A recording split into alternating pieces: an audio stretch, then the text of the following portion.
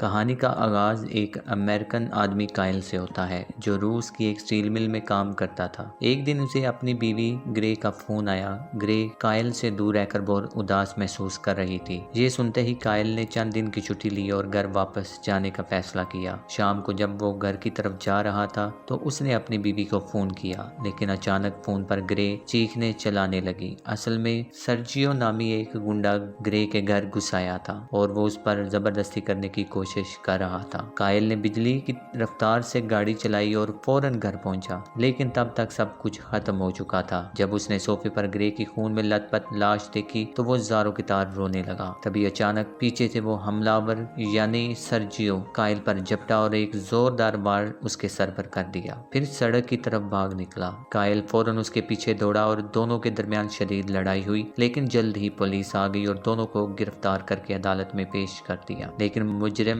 Sergio ने तो जजों को भी खरीद रखा था, इसलिए अदालत ने उसे बेगुनाह करार दिया। लेकिन कायल अपनी बीवी के कातिल को यूं आसानी से नहीं छोड़ सकता था, इसलिए उसने अदालत में मौजूद एक पुलिस वाले की बंदूक चुराई और एक ही लम्हे में सर्जियो के सीने पर गोलियों की बौछार कर दी। कायल ने तो बदला ले लिया, मगर खून रेजी के जुर्म में अदालत ने उसे उम्र कैद की सजा सुना दी। अब कायल को दीगर कई कैदियों के साथ एक बदनाम जमाना जेल ले जाया गया, जिस जेल का वार्डन जनरल हर्शकोव था। वहां पहुंचते ही सब कैदियों को अपने सामान पुलिस के हवाले करना पड़ते थे, लेकिन जब कायल ने अपनी शादी की अंगूठी देने से इनकार किया तो उसकी जबरदस्त पिटाई की गई और जबरदस्ती उसकी अंगूठी छीनकर ले ली गई। रात को कायल ने देखा कि जेल के गार्ड बिल्ली नामी अमेरिकन कैदी को एक कमरे में ले जा रहे हैं। वहां एक और खतरनाक कैदी एंड्री ने उस पर जिनसी तशद्दुद किया, यानी उसका रेप किया। एंड्री रूसी माफिया का एक बदनाम और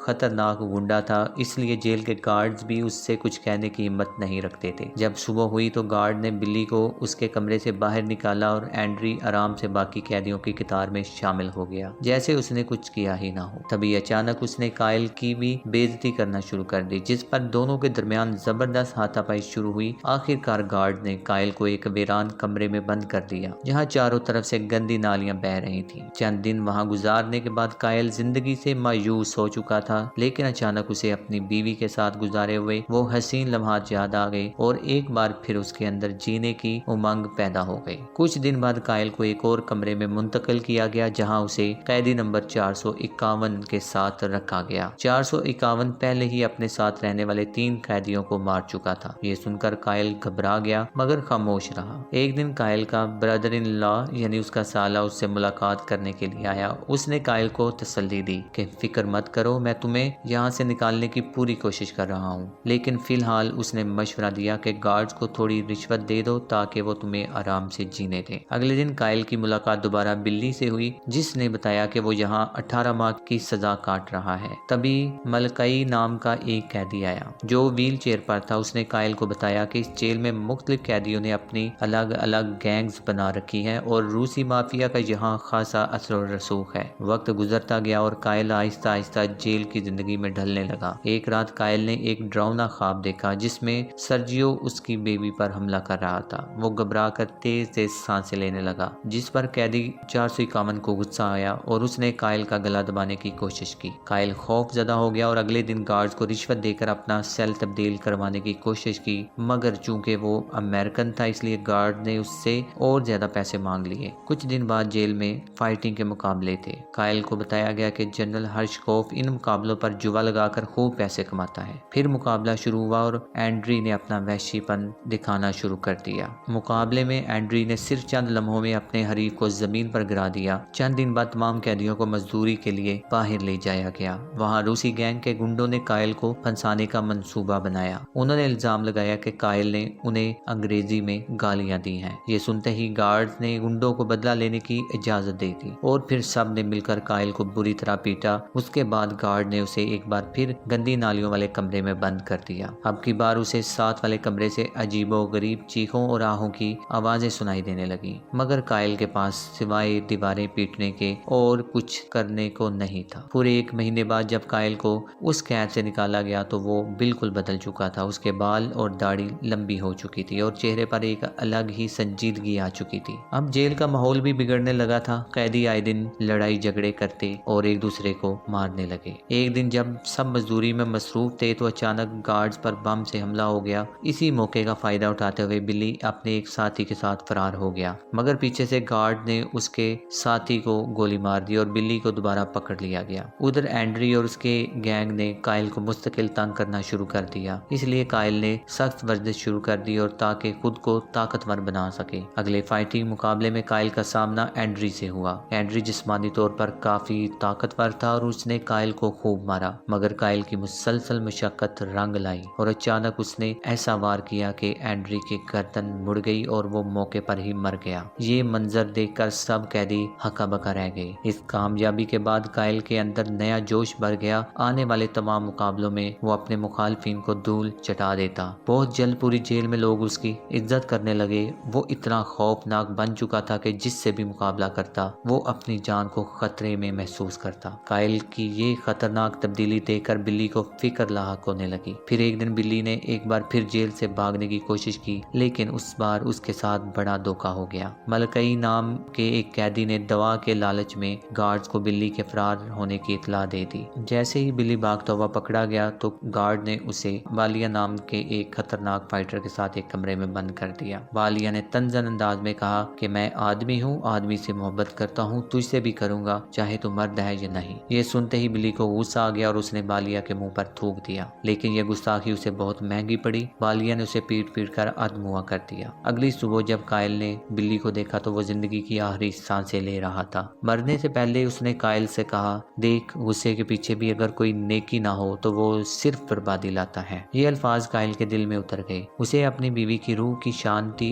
के लिए जीना और लड़ना याद आया। इसी लम्हे उसने फैसला कर लिया कि वो आइंदा किसी भी लड़ाई में हिस्सा नहीं लेगा। ये सुनकर गार्ड्स और वार्डन को बहुत नुकसान हुआ, क्योंकि वो काइल की लड़ाइयों पर जुआबाजी से पैसे कमा रहे थे। बतौर सजा काइल को धूप में नंगे बदन खड़ा कर दिया गया, लेकिन उसने हार नहीं मानी बल्कि हर तकलीफ को सब्र से झेलता रहा। दूसरी तरफ जब कैदी नंबर 451 को ये खबर मिली कि मलकई की गद्दारी की वजह से बिल्ली मारा गया तो उसने बदला लेने की कसम खाई और मलकई पर पेट्रोल छिड़कर उसे जिंदा जला दिया। इधर काइल की हिम्मत और इस्तकामत से मुतासिर होकर बाकी तमाम कैदियों ने आपस में लड़ना बंद कर दिया। अब जनरल हर्शकोव का सारा दांव पर लगा हुआ धंधा बंद होने लगा, मगर वो सबको इकट्ठे सजा नहीं दे सकता था क्योंकि बगावत का खदशा था। उसे जल्दी समझ आ गया कि ये सब काइल की वजह से हो रहा है। चनाचे एक मंसूबा तैयार किया गया। उन्होंने काइल की सजा खत्म करके उसे जेल के अस्पताल में भेज दिया। वहाँ एक रात काइल को अपनी बीवी की रूह नजर आई। काइल रोने लगा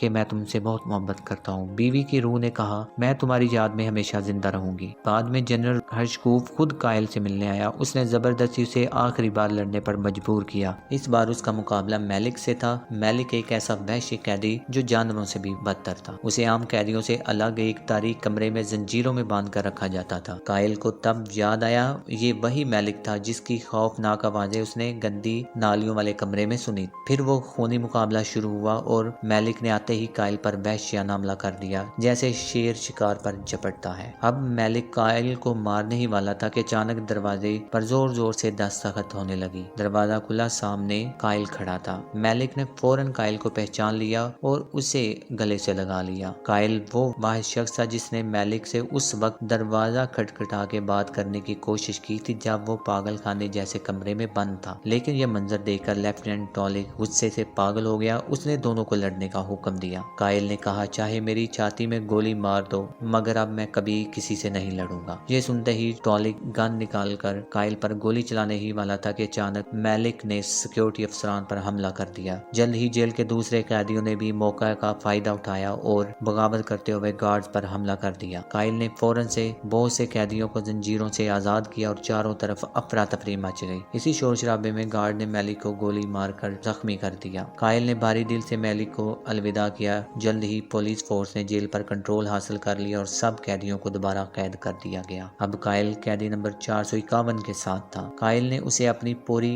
कहानी सुनाई कि उसकी बीवी के साथ क्या हुआ और वो यहाँ तक कैसे पहुंचा। 451 ने जब ये सब सुना तो उसने कहा कि मैं तुम्हें यहाँ से भागने में मदद कर सकता हूँ। फिर उसने काइल को कुछ खुफिया कागजात दिखाए जिनमें जेल के अंदर पिछले 20 सालों में होने वाले जुल्म और सितम, कत्लो गारत और इंसानी हकूक की पामाली के सबूत मौजूद थे। 451 ने कहा, ये सबूत तुम हुकूमत को दे देना ताकि इन जालिमों का हिसाब हो सके। लेकिन साथ ही उसने खबर खबरदार भी किया अगर यहाँ से निकलना है तो एक आखिरी लड़ाई लड़नी पड़े। कायल ने हामी भर ली। अगले दिन उसका मुकाबला बालिया से हुआ। यही वो खूनी फाइटर था जो कैदियों को जानवरों की तरह मारा करता था, मगर कायल ने कमाल हुनर दिखाया, एक ही बार में उसका कंधा तोड़ दिया। इस पर बालिया ने अचानक जेब से चाकू निकाला और कायल पर हमला करने की कोशिश की, मगर कायल फौरन पीछे हट गया। चाकू सीधा रूसी माफिया के गैंगस्टर को जा लगा जो करीब ही खड़ा था। उसके बाद कायल ने बालिया का सर जोर से दीवार से दे मारा और लड़ाई जीत ली। लेकिन कहानी यहीं खत्म नहीं हुई। गार्ड ने उसे दोबारा गिरफ्तार कर लिया और कैद खाने में ले गए, मगर कैदी 451 पहले से ही सब जानता था, इसलिए वो एक खुफिया सुरंग से जेल में दाखिल हुआ और गार्ड पर जबरदस्त हमला कर दिया। इधर कायल ने मौका देकर टॉली के सर पर बंदूक रख दी और गार्ड से कहा कि मेरी हथकड़ियां खोलो। हथकड़ियां खुली। फिर उसने अपनी शादी की अंगूठी वापस ली जो उसकी बीवी की आखिरी निशानी थी। फिर उसने गार्ड्स का बेस बदला और पूरी जान लड़ाकर जेल से निकल गया। जाते जाते उसने कैदी नंबर 451 को भी अपने साथ चलने को कहा, मगर 451 ने एक दर्द भरी मुस्कुराहट के साथ जवाब दिया, मुझे सिर्फ इतना चाहिए कि इस जेल की हकीकत पूरी दुनिया के सामने आ जाए, बस यही मेरी आज़ादी होगी। इधर कायल एक पुलिस एहलकार का रूप धार कर जेल से बाहर निकल गया और 451 ने जनरल हर्षकोफ को मारकर उसके तमाम जुल्मों का हिसाब चुका दिया।